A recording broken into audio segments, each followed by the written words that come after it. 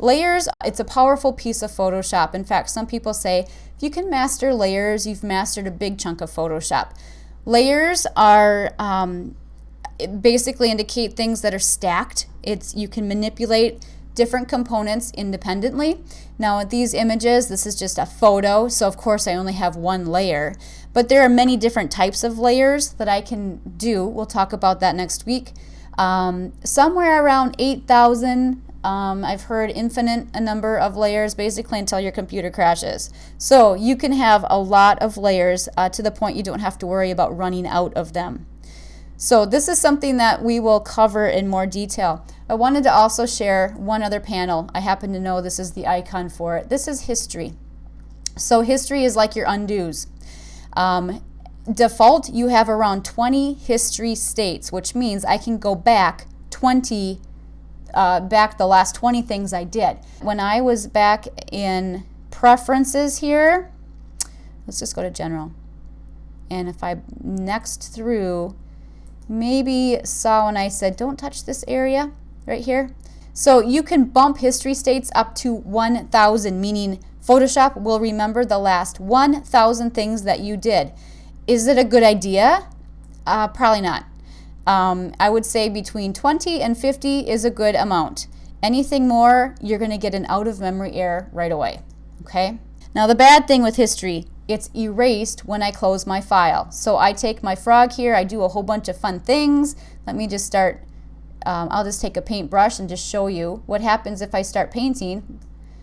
There's the brush tool.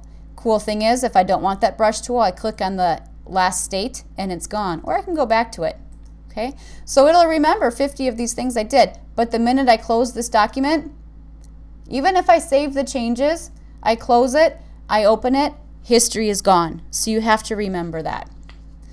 Last piece here. Hang with me for a few more minutes. I'm going to put my history back away. Zooming. So we have a zoom tool and we have a hand tool.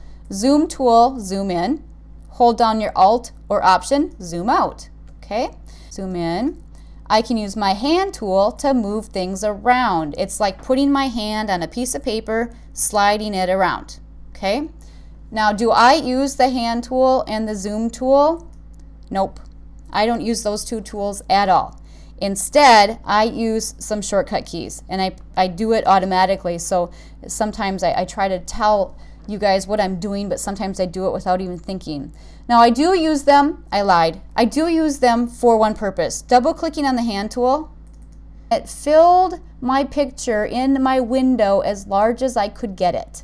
If I double click on the zoom tool, it brings it to a 100% view.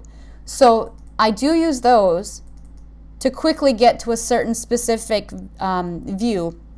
I also have a lot of options up here under the view, fit and screen, Control 0, same thing as double clicking on hand, so you get the idea. Now what I use there are different ways, but what I use for zoom, I'm going to go back up to another tool. Because most of the time I'm working with another tool. So say I'm working with this tool, the marquee tool here, and I want to zoom in. What I use is a Control and space bar, or Command and space bar. I'm using that with my left hand, and with my right hand I'm clicking my mouse to zoom in. To zoom out, I add the Alt key, and you can see my little cursor changes to a minus. So Control Alt space bar zooms out. Control space bar zooms in. Space bar by itself gives me my hand tool to move around. Those are really, really great tools to know and start practicing with. It's kind of like you're playing a piano, because your right hand always stays on your mouse and your left hand is doing these quick keys on your keyboard.